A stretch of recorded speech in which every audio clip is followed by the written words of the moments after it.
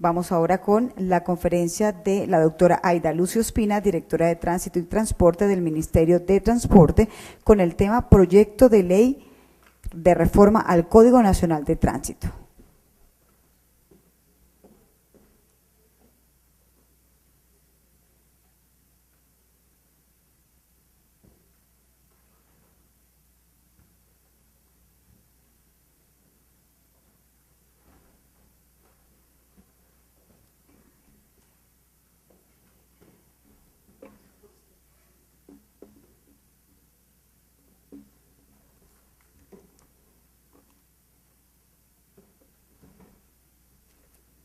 Más grandecito. Ya me veo. Muy buenas tardes. Bueno, no me voy a permitir proyectar la presentación que traía, porque creo importante que antes de empezar o de contar un poco de qué se trata el proyecto de ley que tenemos en el Congreso en este momento en trámite, me parece importante destacar varios aspectos que creo son de suma importancia y que debemos recoger de lo que hemos escuchado tanto en la mañana como en la tarde. Primero que todo, quiero destacar que el tema de seguridad vial, como bien lo manifestaron los que hablaron en la mañana, es un tema de todos y creo que es el primer paso que nuestro país tiene que dar. Es un entender tanto las autoridades desde lo ejecutivo, como el poder legislativo, como nuestro poder judicial, como los diferentes actores que tenemos en la vía, como la sociedad civil, es entender y comprender todos que el problema de seguridad vial en nuestro país es un problema de todos. Creo que ha sido nuestro primer error, que cada uno ve el pedacito que le corresponde o cree que simplemente cumple cuando ve el pedacito que le corresponde. Yo veo o quiero manifestar que cuando encontramos las críticas que le hacían al gobierno en la mañana sobre el tema de la seguridad vial en nuestro país, me encantaba escuchar y me encantó escuchar que nos hicieran ver la cantidad de errores que como gobierno se cometen, pero también me encanta hacer un llamado para decir que el problema no es solamente el gobierno nacional, que aquí estamos involucrados absolutamente todos. El gobierno local, sin lugar a dudas, que es de pronto los gobiernos locales los que más capacidad de acción pueden tener o podemos tener cuando estamos en este tipo de cargos, porque es donde más posibilidad tenemos de recursos. Y que el tema de la seguridad vial en nuestro país no es un tema únicamente de recursos. Por eso quise hacer como esta introducción a lo que voy a contarles simplemente del proyecto de ley. Así como también quiero destacar y decir que en ningún momento el problema de seguridad vial en nuestro país se limita a tener más normas. Normas tenemos por bultos, normas tenemos por cantidad de sanciones, creamos disposiciones legales. No más si me meto al tema del Código Nacional de Tránsito, el gobierno nacional presentó el proyecto de ley el 29 de noviembre del 2011, donde proponía reformar el Código Nacional de Tránsito, y en ese momento se acumuló con 8 proyectos más de iniciativa legislativa. Pero aparte de eso, hicimos un ejercicio en el Ministerio de Transporte en este semestre que acaba de terminar, donde como estrategia de trabajo creamos una mesa de política donde queremos articular absolutamente las diferentes áreas del ministerio, y el primer trabajo que hicimos fue hacer un inventario de todas aquellas normas que tenemos o que emitir o que tenemos en proceso de emitir, que estamos trabajando o que están en el Congreso como proyectos de ley o que están en algún otro ministerio y que de pronto tocan con las acciones nuestras. Y encontramos que son más de 67 actos administrativos que si miramos cada una de las leyes que nos imponen obligaciones de reglamentar temas específicos, o que si miramos las tareas que nos quedaron en el Plan Nacional de Desarrollo, o que si miramos las tareas que tenemos en el Plan Nacional de Seguridad Vial,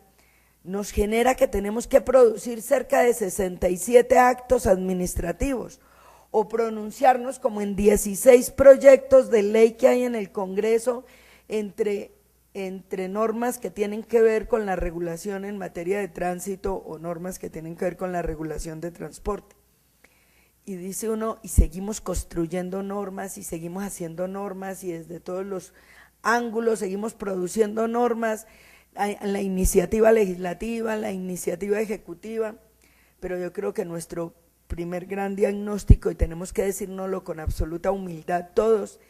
es que como todos trabajamos separados, cada uno por su lado, cada uno tratando de hacer algo, ese es nuestro primer gran problema. Y es que no articulamos nuestro trabajo, y es que a veces esos frutos y esos ejercicios y esos esfuerzos terminan siendo perdidos porque no articulamos. Frente a eso quiero manifestar que entonces el Ministerio, consciente de este problema, ha decidido que lo primero que hay que hacer es articularnos, que lo primero que tenemos que hacer es sentarnos en una mesa, y de ahí lo que comentó el senador en las horas de la mañana, de que habíamos creado una mesa técnica donde además yo quiero destacar que es un poco el clamor de quien dirige o lidera este congreso, que es de Mario Otajicio, donde aceptándole absolutamente la crítica de que a veces trabajamos absolutamente desarticulados, hemos querido con la mesa técnica de seguridad vial vincular a todos los actores, vincular a todos los que tenemos que ver en las tomas de decisiones, en impartir política, en definir situaciones, para que seamos coherentes absolutamente todos.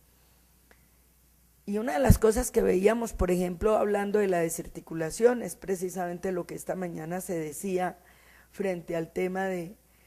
lo que claramente se decía frente al tema de lo que nos está pasando en el gobierno cuando se pronuncia la Comisión de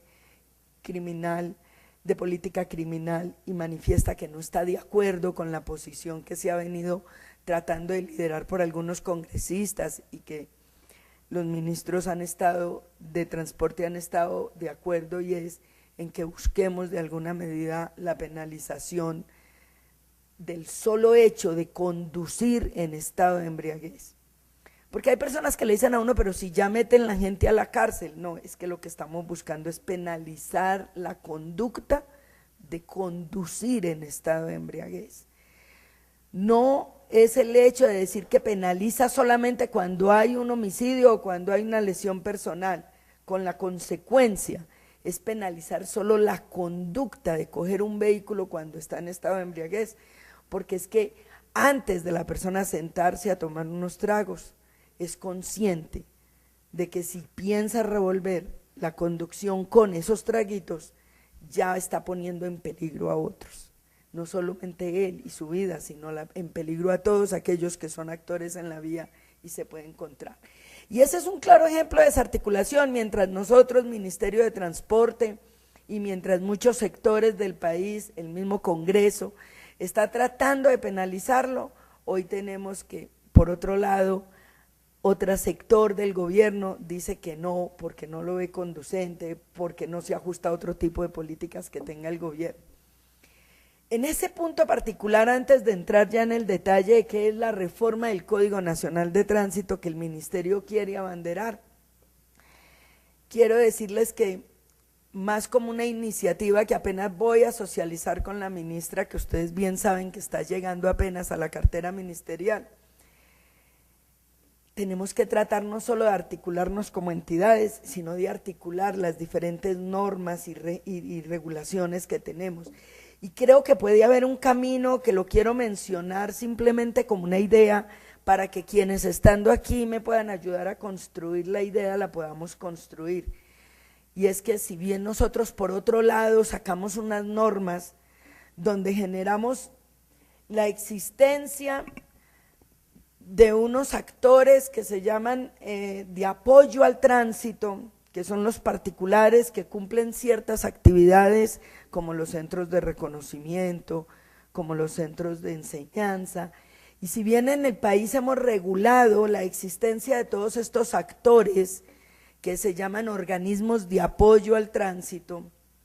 y tenemos uno en particular que se llaman las CIAs, los centros integrales, y que es a través de los cuales cumplimos con la función, digamos, de dictarle el curso a aquel infractor para que pueda obtener un descuento en su comparendo. Recordemos que la creación de estos centros integrales estaba asociada a que ellos deben responder o garantizar otro servicio adicional, que es el de la casa cárcel. Y creo que por ese lado debemos tratar de buscar la salida para que volvamos a insistir en la posibilidad de que sea penalizado y que esas personas cumplan su pena a través de las casas cárceles para conductores, y buscar una figura que articule estos dos regulaciones, lo que tiene que ver con los centros integrales, que se les está dando a ese particular, además de que se les da la facultad de que ellos dicten el curso, se les está diciendo que ellos tienen que garantizar la existencia de una casa cárcel, porque son los dos requisitos que tiene que cumplir para poder ser centro integral. Debemos buscar cómo podemos desarrollar entonces esa función, porque hoy en día los centros integrales cumplen el tema de la casa cárcel simplemente como un requisito donde demuestran que ahí tienen una casa cárcel habilitada o autorizada por el INPEC, pero que en la práctica nunca tiene ocupación. Y la filosofía era esa. Entonces, la propuesta que tengo para que apenas construyamos entre todos es que, con el fin de poder mostrarle al otro sector del gobierno, que es el sector penal, del Ministerio de Justicia y de todos aquellos que hacen parte de la política criminal,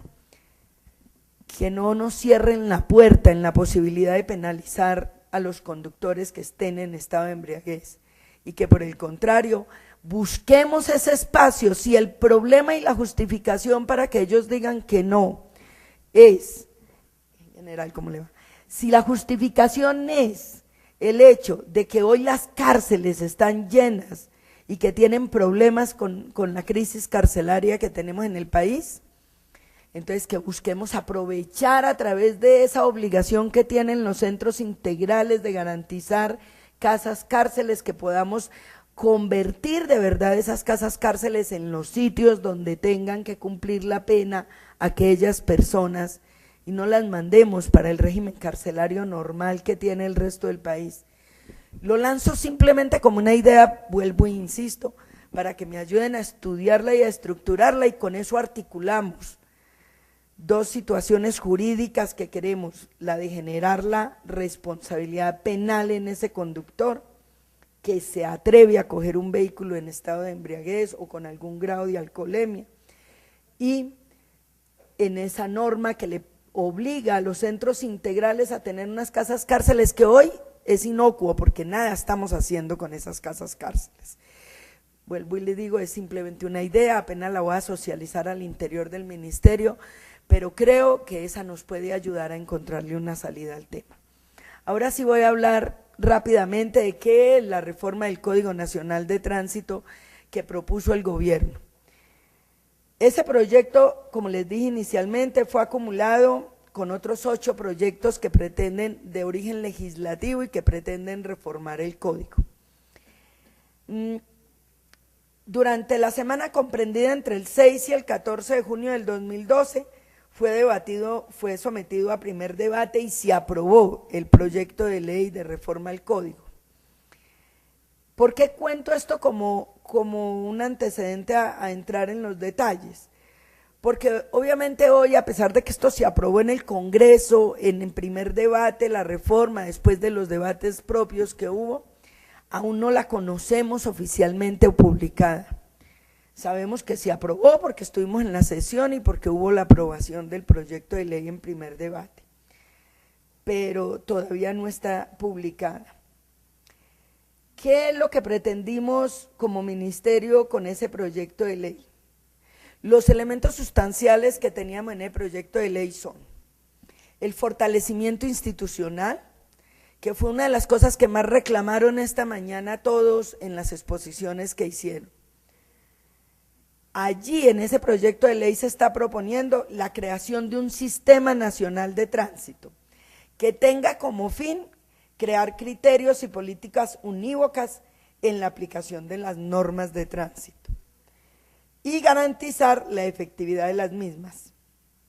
También estamos proponiendo en ese proyecto de ley crear el Consejo Nacional de Seguridad, que tendría, entre otras funciones, la de asesorar en la formulación de la política,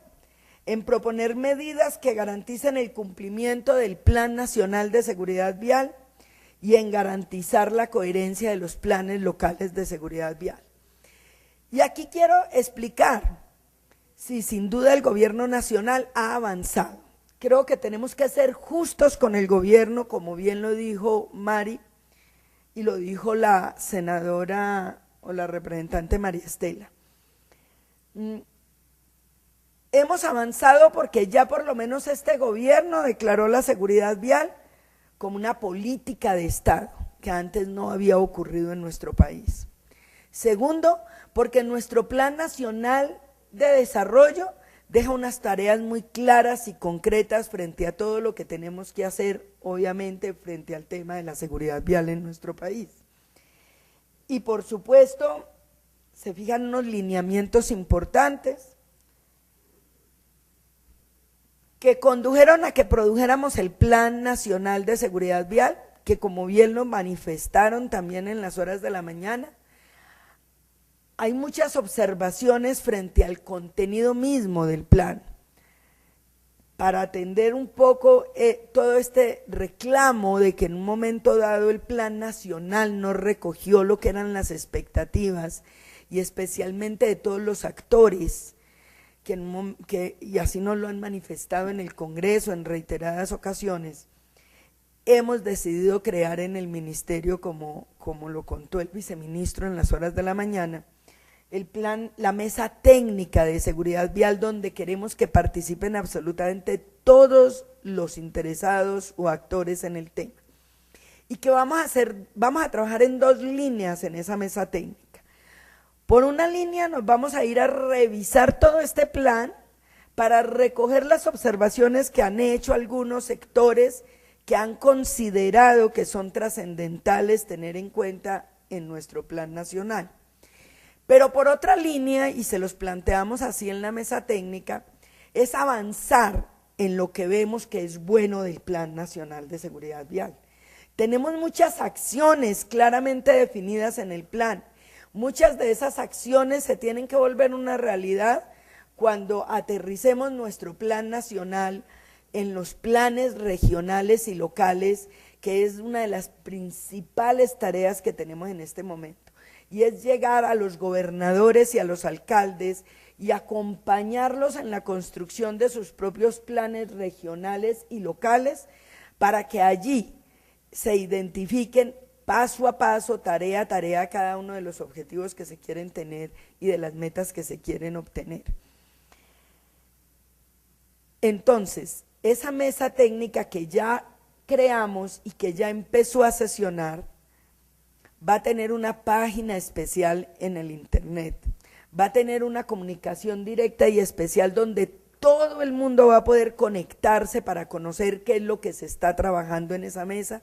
cuáles son las cifras que tenemos, sobre qué bases estamos trabajando, cuál es la metodología que tenemos y hacia dónde vamos con cada uno de los objetivos que tenemos en el plan. Pero hay otro tema importantísimo, y cómo me encantó haber llegado tarde, y ruego que me excusen y que me hubiera antecedido el expositor de Francia, porque mire, creo que en lo que él expuso, el teniente coronel expuso, está la respuesta de lo que nosotros necesitamos en este país. Necesitamos migrar a unos controles apoyados en todos los sistemas técnicos y tecnológicos de punta que hayan en el mundo. A eso es a lo que tenemos que migrar sin duda. Y el Plan Nacional de Desarrollo nuestro también se ocupa en un capítulo especial de lo que son los sistemas inteligentes y nos genera una obligación que es montar un gran centro inteligente de control de tránsito y transporte, al cual tendrán que ir todos los sistemas inteligentes que existan hoy, que se estén montando hoy y a los que aspiramos que se tienen que montar en este país. De ahí que hoy el ministerio se ha ocupado de estandarizar y de generar los estándares técnicos, acudiendo obviamente a las normas técnicas internacionales, aprendiendo de la experiencia de países como Francia, como España y como muchos otros países, Corea, que han migrado ya a tener grandes sistemas inteligentes que les permiten no solamente tener una información oportuna, confiable, sino que con esa información nos podemos generar planeación, podemos generar política y podemos generar obviamente acciones de control. Entonces quiero contarles que aparte de que en el Código Nacional de Tránsito nosotros estemos pensando en modificar el código,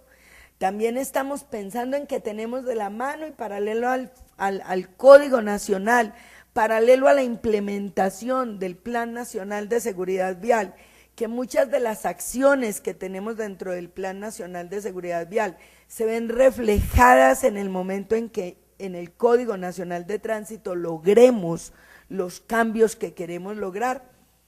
Está la otra patica de la mesa que corresponde a tener unos grandes sistemas de información que le permitan a las autoridades de control, porque comparto y creo que compartimos la gran mayoría de los que estamos aquí, que donde más nos tenemos que fortalecer es en la capacidad de control. Normas tenemos muchas, normas han existido, pero hoy en día tenemos la mayor imposibilidad es en la capacidad de control. No podemos aspirar a que a punta de personas de unidades de la policía podamos ejercer un control 1 a 1 de todos los infractores en este país. Solamente con elementos técnicos y tecnológicos, como bien lo exponía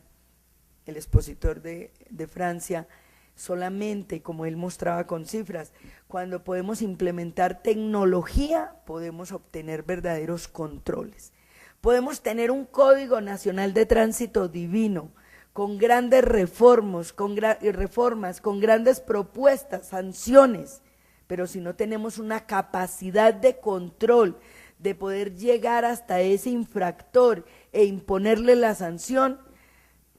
se nos queda todo en letra muerta en el código. De ahí que por eso, me perdonan el desorden, revuelvo que en la reforma al Código Nacional de Tránsito es fundamental además unirlo a ese proceso en el que se ha, digamos que está banderando el Ministerio de Transporte con planeación, que es poder migrar a sistemas inteligentes. Por eso estamos haciendo un trabajo de la mano para poder sacar el plan maestro de sistemas inteligentes en este país.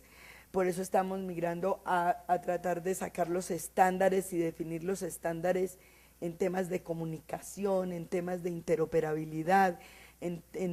temas del sistema de identificación electrónica vehicular, para poder generar todas las herramientas que necesitamos en el momento en que montemos un gran centro de control y un sistema de información unificado. Entonces, obviamente con el Código Nacional de Tránsito, en ese fortalecimiento institucional, estamos mirando que haya un Consejo Nacional de Seguridad que asesore en la formulación de políticas, pero que además propenda por garantizar que cumplamos con todo lo que está establecido en el Plan Nacional de Seguridad Vial y que a través de los planes locales, por supuesto, recojamos todo lo que estamos diciendo dentro del Plan Nacional. Pero hay otro aspecto dentro de la reforma del Código Nacional de Tránsito que creo que es de pronto la de más alto impacto, porque es donde más debilidad hemos visto de todo nuestro sistema, y es el otorgamiento de las licencias de conducción. Sin lugar a dudas, las críticas de la señora Contralora en la mañana son válidas hasta cierto punto porque tenemos muchas debilidades en el proceso que hoy rige en nuestro país en el otorgamiento de las licencias de conducción. Y no es en el ánimo de defender el RUN, pero sí con el ánimo de que tengan claridad sobre cómo es el proceso de licenciamiento. Me voy a detener un segundo para recordarles a todos ustedes que el RUN es un sistema de información que lo alimentan los actores, pero son los centros de enseñanza los que alimentan y suben la información al RUN para efectos de decir que la persona hizo un curso y que pasó el curso y que cumple con el requisito para conducir. Y la validación que hace el RUN en ese sentido es de validar que ese centro de enseñanza que nos está diciendo que fulano de tal hizo el curso, si esté habilitado por el ministerio, si tenga el instructor que cumpla las condiciones de ley para ser instructor, si tiene los vehículos acondicionados para dictar las clases de enseñanza. Pero el RUN no valida, no le hace un examen a esa persona que hizo el curso para saber si esa persona que hizo el curso sí aprendió a manejar. Y hago esta claridad porque obviamente cuando el problema es un problema de corrupción del centro de enseñanza, que está saltando la buena fe del Estado cuando sube un certificado de alguien que ni siquiera asistió al curso, estamos responsabilizando al RUN. Y ahí es importante aclarar los roles y las competencias.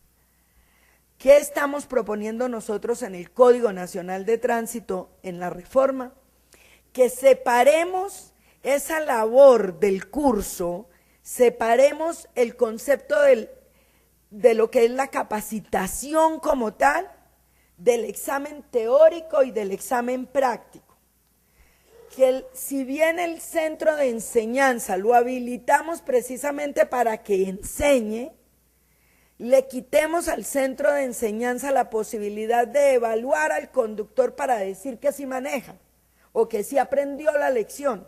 porque hoy es el mismo centro de enseñanza que le dicta el cursito, le cobró la platica, el que está hoy diciéndonos y certificándonos que ese señor sí aprendió.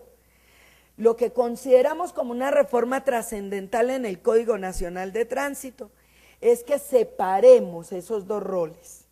Si bien el centro de enseñanza sigue dictando el curso, quien haga el examen y quien nos certifique que quien está recibiendo la certificación de que hizo el curso sí sabe manejar, sea un ente diferente al centro de enseñanza. Ese es uno de los primeros cambios que estamos proponiendo en el Código Nacional de Tránsito, que es fundamental. Perdón, yo corro esto. Estoy como de lado.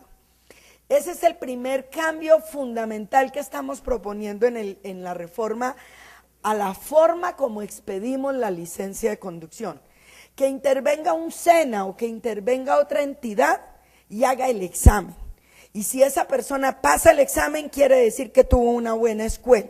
Y si no pasó el examen, que se le devuelva a esa escuela para que le enseñe hasta que aprenda. Imperativo, por supuesto, que estemos adoptando unos estándares internacionales y podamos fortalecer el control en este tipo de capacitación. En cuanto a la edad mínima, por ejemplo, todos ustedes saben que en Colombia los menores de edad entre los 18 y los 16 años pueden tener hoy una licencia de conducción, aquel mayor de 16 años. Creemos que no debe ser así. La propuesta que nosotros le estamos llevando al Congreso de la República es que se obtenga la licencia de conducción después de los 18 años y que para el servicio público no sean estos muchachos de 18 años que acaban de aprender y que cogen un taxi, parecen unos loquitos por todas las vías, o que cogen un bus porque no tienen empleo y creen que esa es la única alternativa de tener resuelto su problema laboral. Estamos de la mano con otra de las metas que tenemos en el Plan Nacional de Desarrollo, que es la profesionalización del conductor público. Y cuando hablamos de profesionalización no estamos hablando ni mucho menos de que tienen que ir 5 años a una universidad, que es lo primero que siempre me preguntan, es de que podamos generar competencias en estas personas que van a conducir y que van a prestar este servicio de conducción de vehículos de servicio público. Aquí estamos proponiendo en el código, en la reforma, que el conductor para servicio público tenga mínimo 21 años de edad. Estamos proponiendo obviamente la licencia, el licenciamiento por sistemas de puntos. Hemos visto de todos los otros países, de las prácticas internacionales o buenas prácticas que existen en otros países del mundo, que la licencia de puntos tiene muy buen efecto y queremos traerlo. Por eso la propuesta, aunque también ha sido una propuesta del orden legislativo, de origen legislativo, y hemos tenido algunos inconvenientes en los procesos que se han dado, en ese proyecto de ley que presentó el Ministerio el año pasado y que está hoy en el Congreso en debate, nosotros volvemos a llevar el tema, superando de pronto las circunstancias que afectaron el proyecto anterior y que no permitió que tuvieran vida jurídica. Superando esos inconvenientes, revisando lo que pasó, estamos reiterando en este nuevo proyecto de ley que tenemos en el Congreso que acudamos a la licencia de conductores por el sistema de puntos. Con un esquema muy parecido al que nos exponían el expositor francés, el coronel, que hablemos de clasificar las infracciones, dar estímulos a aquellos que obviamente cumplen unas reglas específicas para recuperarles puntos, o determinar suspendiendo o revocando las licencias cuando definitivamente el comportamiento del conductor no es el adecuado ni da señales de que sí migra a un comportamiento adecuado. Obviamente regulando la recuperación de los puntos, hablando cuándo hay pérdida total, cuándo hay pérdida parcial. Aquí estamos recogiendo dentro de ese proyecto de ley que tenemos en el Congreso, estamos recogiendo muchas de las buenas prácticas, como les digo, de los diferentes países donde se ha visto, y recogemos los proyectos anteriores que se discutieron en el Congreso. Y por supuesto el RUN entra a jugar un papel trascendental.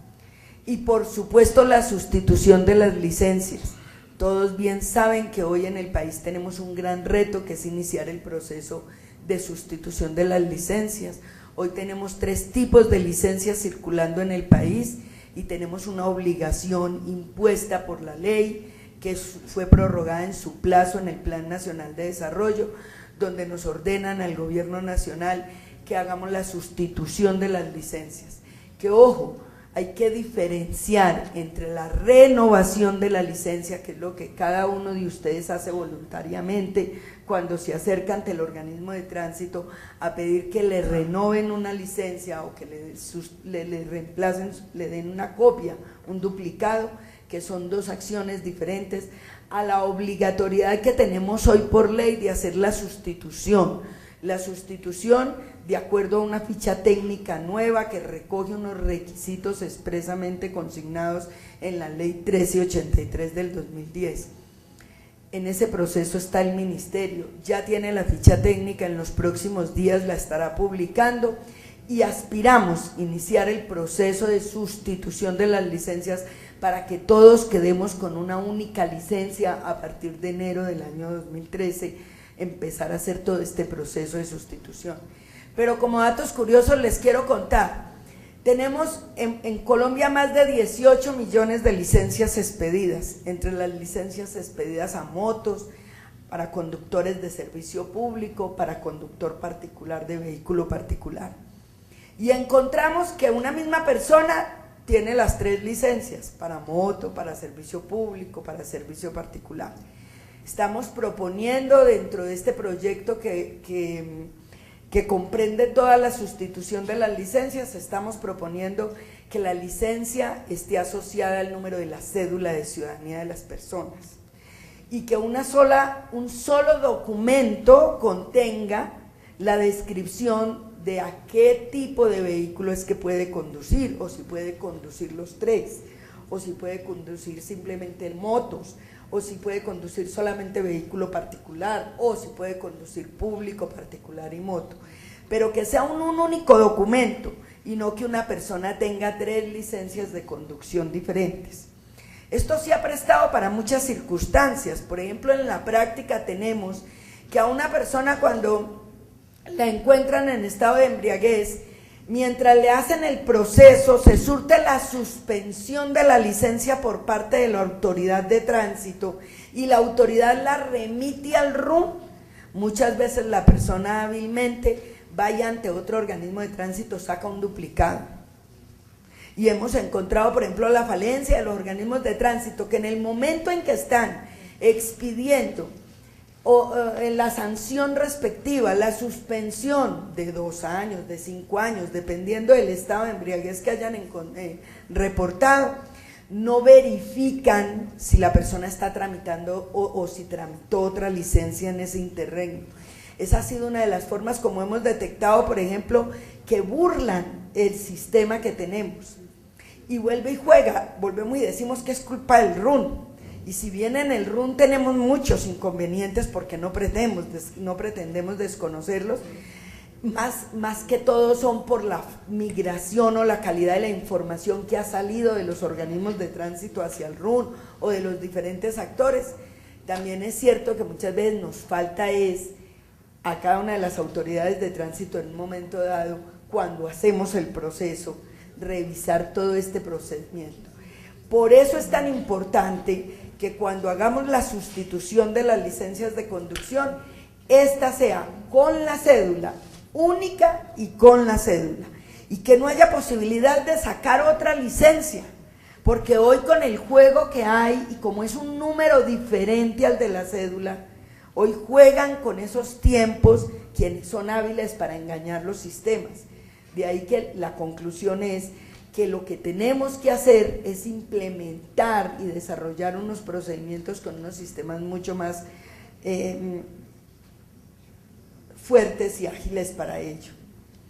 El tema de las motocicletas, ni hablar. El Ministerio está en este momento definiendo también una obligación y estructurando lo que quedó como una obligación en nuestro Plan Nacional de Desarrollo,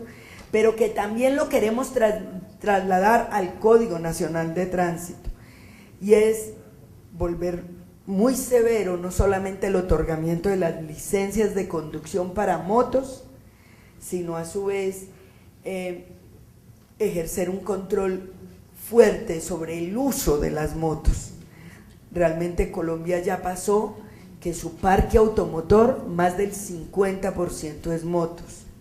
De 8 millones y pico de vehículos que tenemos hoy matriculados en nuestro sistema RUN,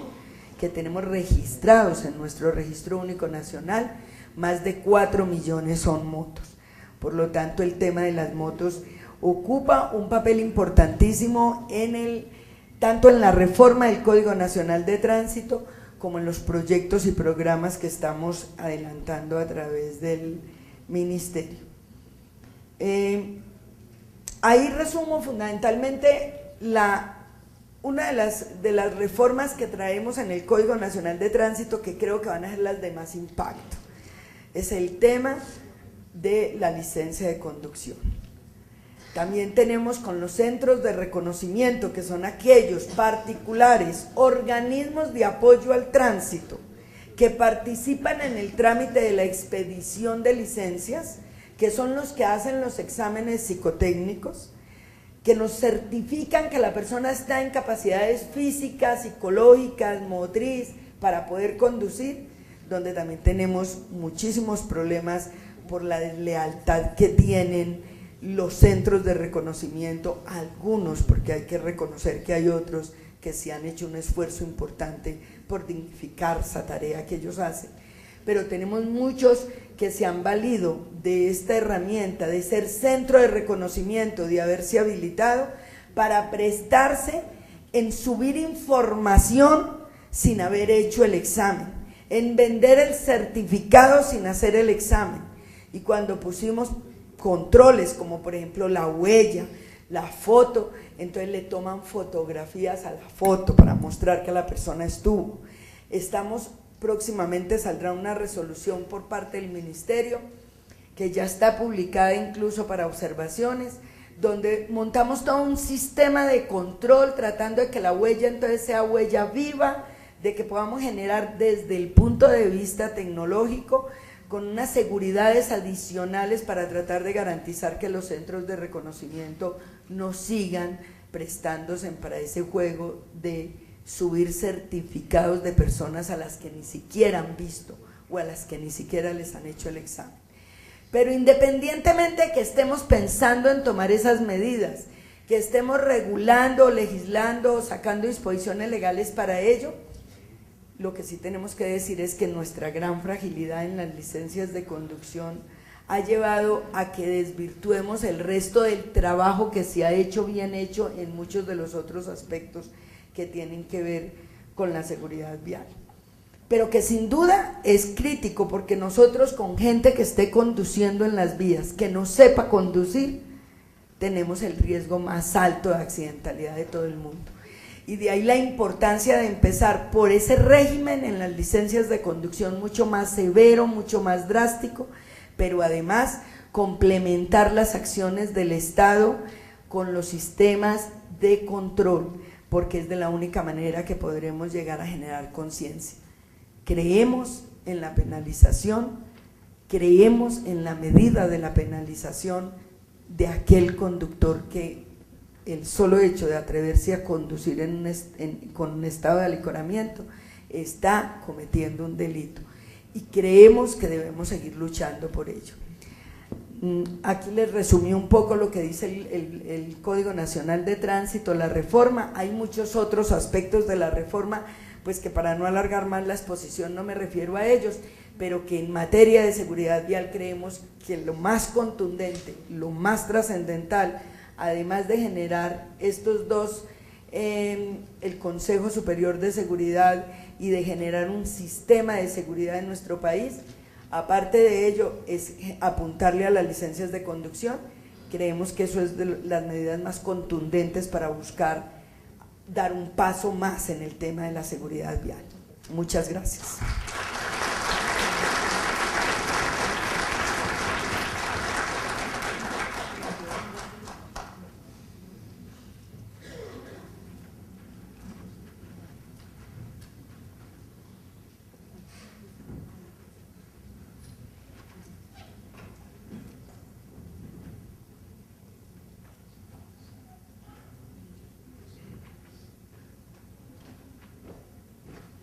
Doctora Aida-Lucy, pues creo que ya encontramos un caballito de batalla